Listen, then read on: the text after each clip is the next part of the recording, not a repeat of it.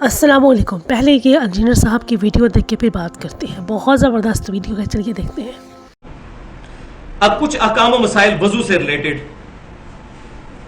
اس میں شروع میں یہ 5 چیزیں اس میں سمجھ لیں, احادیث میں اس کی ڈیٹیل بھی آ جائے گی. 5 چیزیں ہیں جن سے وضو ٹوٹ جاتا ہے. نمبر 1, ہوا کا خارج ہونا, چاہے تھوڑی ہو چاہے زیادہ ہو, چاہے ہوا خارج ہونے کی بدبو آئے یا نہ آئے. آپ کو پتہ چل گیا کہ ہوا خارج ہوگی, وضو کیا, وہ آگے حدیث بھی آ جائے گی, میں بتا دوں گا انشاءاللہ. نمبر 2, پیشاب, اور اسی میں پخانہ بھی داخل ہے. نمبر 3, مزی, اور نمبر 4, شرمگاہ کو بغیر کسی کپڑے کے حائل ہوئے ڈائریکٹ چھو لینا, اور نمبر 5, اونٹ کا گوشت کھانا. یہ 5 چیزیں ہیں جو وضو کو توڑ دیتی ہیں.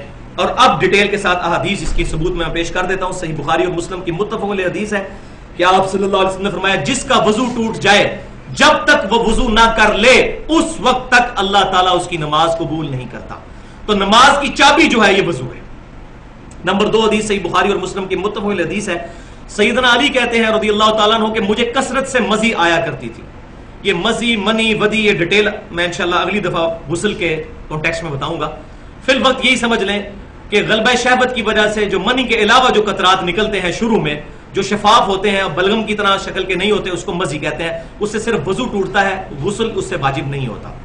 تو سیدنا علی کہتے ہیں مجھے بہت مزی آیا کرتی تھی. بخاری اور مسلم کی متفق علیہ حدیث ہے.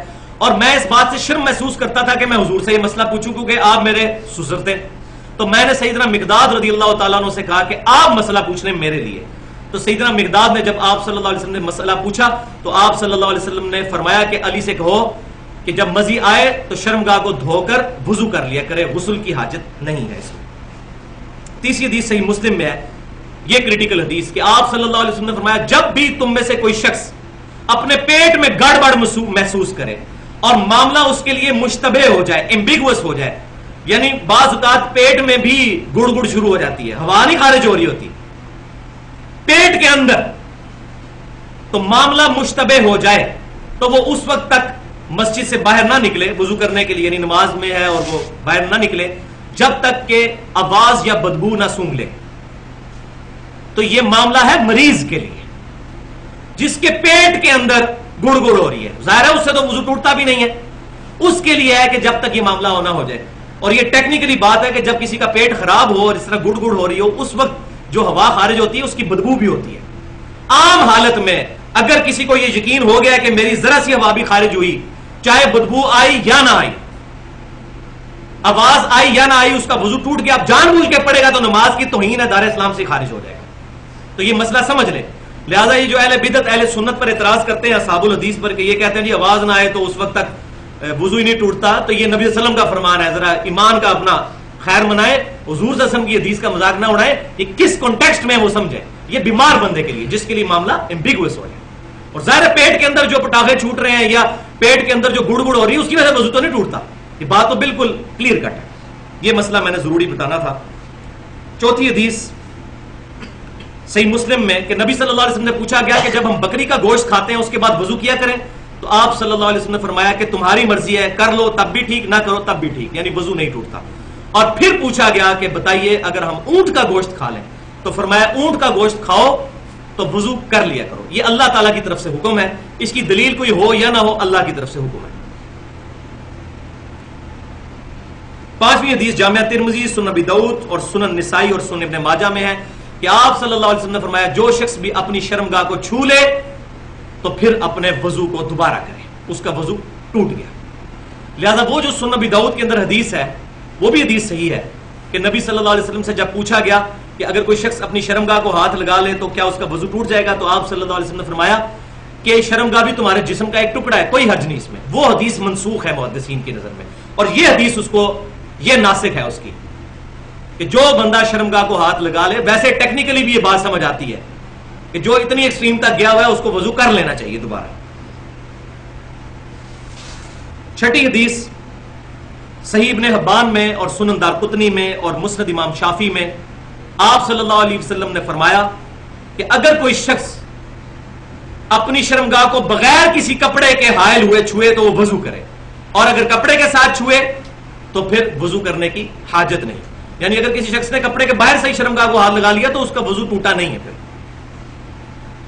7ویں حدیث جامعہ ترمذی، سنن نبی داؤد اور سنن ابن ماجہ کی کہ آپ صلی اللہ علیہ وسلم نے فرمایا جو شخص بسم اللہ نہیں پڑھتا اس کا وضو نہیں ہے.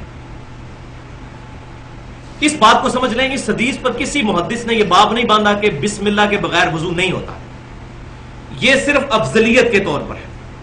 جیسا کہ یہ حدیث میں ہے، صحیح بخاری اور مسلم کی متفق علیہ حدیث ہے، تم میں سے کوئی شخص اس وقت تک مومن ہی نہیں ہو سکتا جب تک کہ وہ چیز نہ پسند کرے اپنے بھائی کے لیے جو اپنے لیے پسند کرتا ہے. تو کامل الایمان مومن نہیں ہوگا. بعض اوقات تو ایسا ہو بھی سکتا ہے. تو اس پر کسی محدث کا باب نہیں کہ بسم اللہ کے بغیر وضو نہیں ہوتا. جس کو یاد ہے بسم اللہ پڑھنی، اس نے جان بوجھ کے نہیں پڑھی، اس کا وضو واقعی نہیں. اور اگر کوئی شخص بھول گیا تو قرآن پاک میں بھی 4 فرائض آئے ہیں، اس میں بسم اللہ کا ذکر نہیں ہے، اور بیچ میں اس کو یاد آ گیا تو صحیح مسلم میں حدیث ہے کھانا کھاتے ہوئے بسم اللہ پڑھنی بھول گئے تو بسم اللہ اول و آخرہ پڑھ لو، تو وہ بسم اللہ اول و آخرہ پڑھ لے. آخر میں یاد آیا تو اس وقت پڑھ لے. البتہ یہ وضو کا جز نہیں ہوگا. لیکن جس کو یاد ہے بسم اللہ پڑھنا، اس نے جان بوجھ کے نہیں پڑھی، اس کا وضو نہیں. لہذا یہ مسئلہ بھی میں نے کلیئر کیا. اس بارے میں بھی بڑی مسکنسیپشن تھی. 8ویں حدیث سنن نبی داؤد، مسند امام احمد اور سنن نسائی الکبریٰ میں ہے کہ نبی صلی اللہ علیہ وسلم نے ایک شخص کو دیکھا کہ وہ تہمت لٹکائے ہوئے نماز پڑھ رہا تھا. تو آپ صلی اللہ علیہ وسلم نے اس کو فرمایا، اس کا تہمت ٹخنوں سے نیچے تھا، آپ نے فرمایا کہ جاؤ دوبارہ وضو کرو.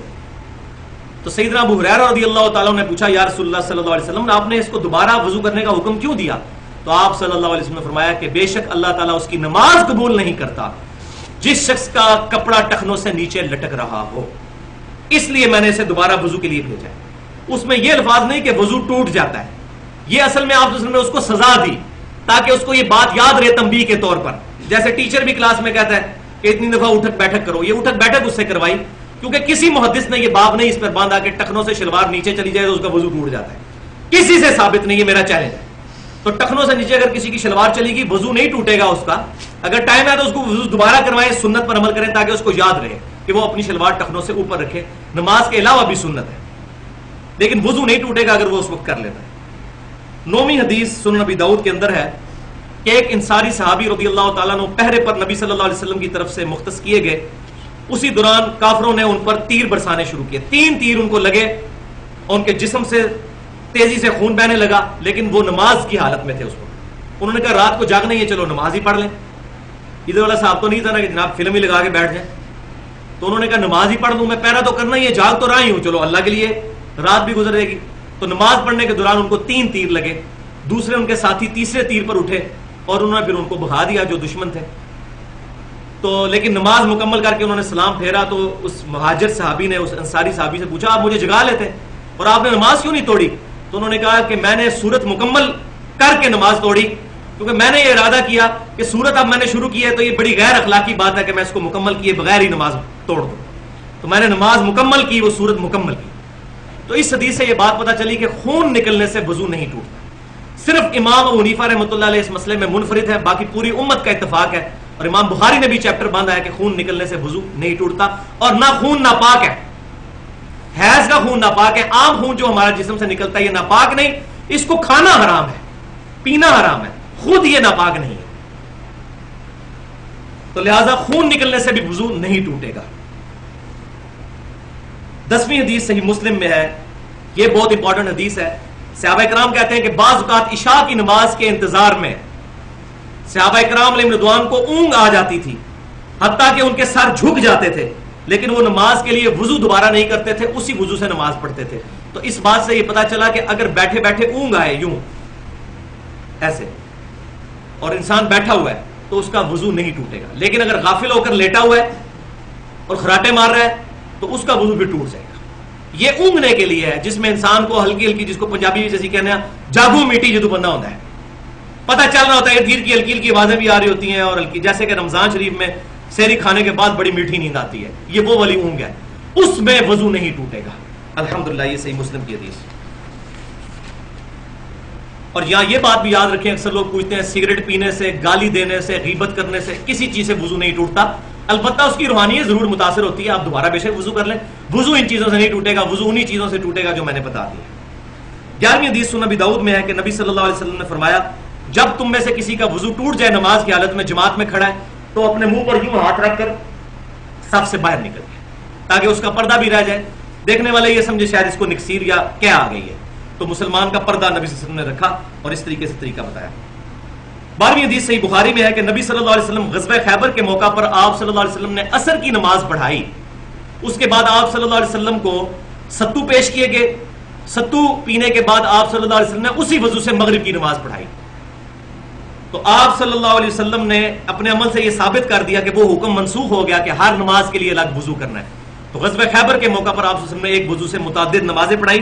بلکہ صحیح مسلم میں حدیث نمبر 13 آگے یہ ہے کہ فتح مکہ کے موقع پر نبی صلی اللہ علیہ وسلم نے ایک ہی وضو سے کئی نمازیں پڑھائیں اور موزوں پر مسح کیا. تو صحابہ کرام نے پوچھا یا رسول اللہ صلی اللہ علیہ وسلم, ہم نے آپ کو آج وہ کام کرتے ہوئے دیکھا ہے جو پہلے نہیں دیکھا. تو آپ صلی اللہ علیہ وسلم نے فرمایا میں نے جان بوجھ کر ایسا کیا تاکہ تمہیں یہ مسئلہ معلوم ہو جائے کہ ایک وضو سے کئی نمازیں پڑھی جا سکتی ہیں اگر وضو نہیں ٹوٹا. یہ نہیں کہ ہر نماز کے لیے علیحدہ سے وضو, بہرحال وہ افضل ضرور ہے. تو ناظرین یہ تھی فل انفارمیٹیو ویڈیو. آج کی ویڈیو صرف یہیں تک. کل ملتے ایک نئی ویڈیو میں ایک نئے ریئیکشن کے ساتھ. اللہ حافظ.